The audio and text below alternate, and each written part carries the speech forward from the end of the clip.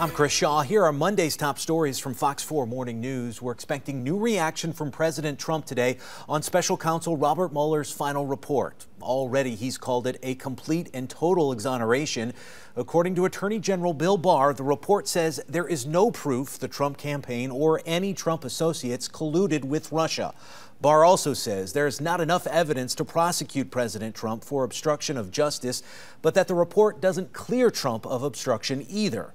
Now the fight shifts to how much of that report is released. Democrats aren't convinced by what Barr said.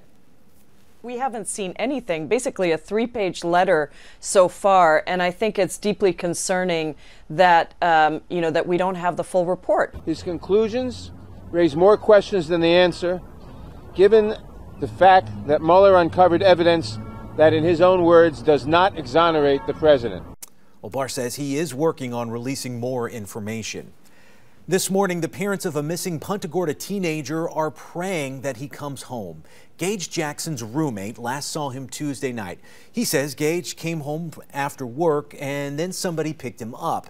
He didn't show up for work or come home the next day. And his mom tells us she does not think he simply ran away. I think that something has to be wrong, seriously wrong. You didn't know he's fine. He's good. He's healthy. He's safe. He's alive. Gage's co-workers say he could be in the Arcadia area. If you have any information on where he is, call the Charlotte County Sheriff's Office. Today, we expect to get a new look at facial reconstructions from skeletal remains that were discovered 12 years ago in Fort Myers.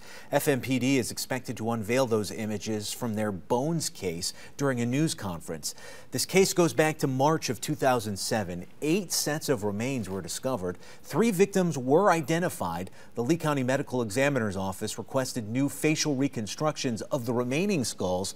They hope this may lead to additional identifications.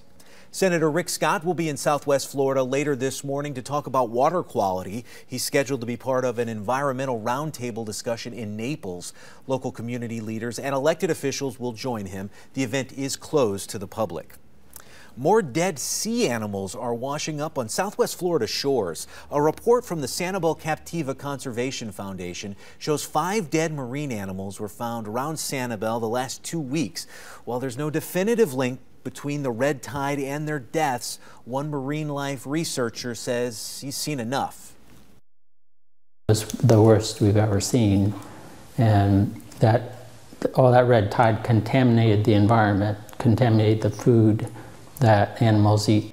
Yeah, he says the toxins from red tide are most likely still in the water, and those toxins are likely ending up in the stomachs of all kinds of marine life.